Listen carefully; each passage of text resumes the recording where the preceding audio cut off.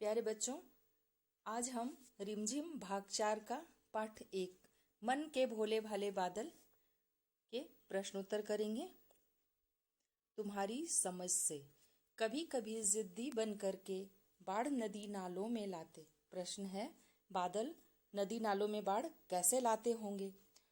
तो जब बादल ज़्यादा बारिश करते हैं और ज़्यादा पानी बरसने के कारण नदी नालों में पानी ज़्यादा भर जाता है, बादल इस तरह नदी नालों में बाढ़ लाते होंगे। नहीं किसी की सुनते कुछ भी, ढोलक ढोल बजाते बादल। प्रश्न है, बादल ढोल कैसे बजाते होंगे? बादलों के बार बार टकराने से तेज आवाज होती है, ऐसा लगता है जैसे बादल ढोल बजा रहे हैं।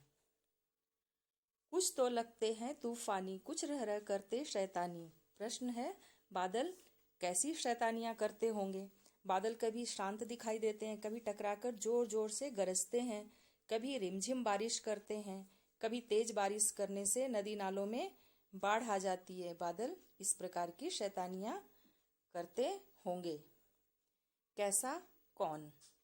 सूरज सी चमकीली थाली। अब यहाँ पे भरना है हमें। चंदा सा गोरा मुखड़ा, हाथी सा भारी भरकम आदमी या वेल भी लिख सकते हैं। जोकर सा हसमुख स्वभाव, परियों सा सुंदर पंख, गुब्बारे सा फूला पेट या गाल, ढोलक सा बजता डिब्बा। कविता से आगे। तूफान क्या होता है? बादलों को तूफानी क्यों कहा गया है? बारिश के साथ चलने वाली तेज हवा को तूफान कहते हैं। चूंकि वे तूफान जो होते हैं वो बादलों के कारण आते हैं, इसलिए उन्हें तूफानी कहा गया है।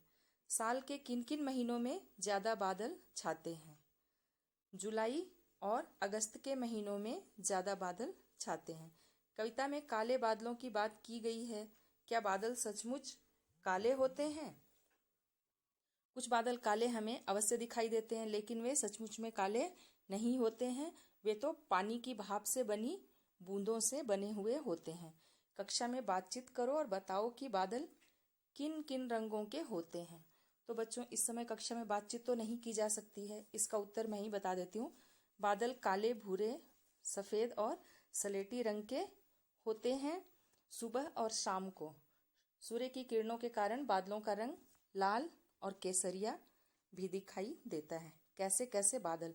तरह तरह के बादलों के चित्र बनाओ। यहाँ पर लिखा है काले काले डरावने बादल। तो यहाँ पे आप लोगों को बादलों के चित्र बनाने हैं जैसा दिया हुआ है। गुब्बारे से गालों वाले, यहाँ पे गुब्बारे से गालों वाले बादलों के चित्र बना देना। हल्के फुल्के सुहाने, यहाँ पे बादल बनाने हैं और इसे पेंसिल से बनाना है और कलर भी कर सकते हैं। कविता में बादलों को भोला कहा गया है। इसके अलावा बादलों के लिए और कौन कौन से शब्दों का इस्तेमाल किया गया है?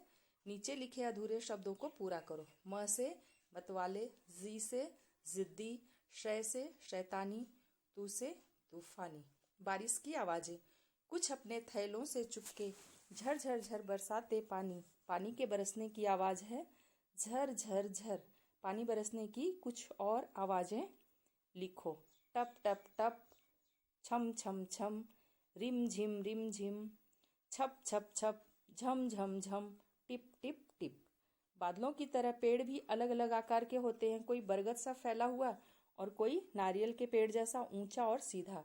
अपने आसपास अलग अलग तरह के पेड़ देखो, तुम्हें उनमें कौन कौन से आकार दिखाई देते हैं। सब मिलकर पेड़ों पर एक कविता भी तैयार करो। तो बच्चों, आपके घर के आसपास जिस तरह के भी पेड़ आपको दिखाई दे रहे हैं उन पर एक कविता बनानी है। जैसे कि कवि ने बादलों के ऊपर ये कविता बनाई है, इसी प्रकार आपको उन पेड़ों के ऊपर आपको एक कविता बनानी है और उसे आप लोग अपनी कॉपी में लिख लीजिएगा।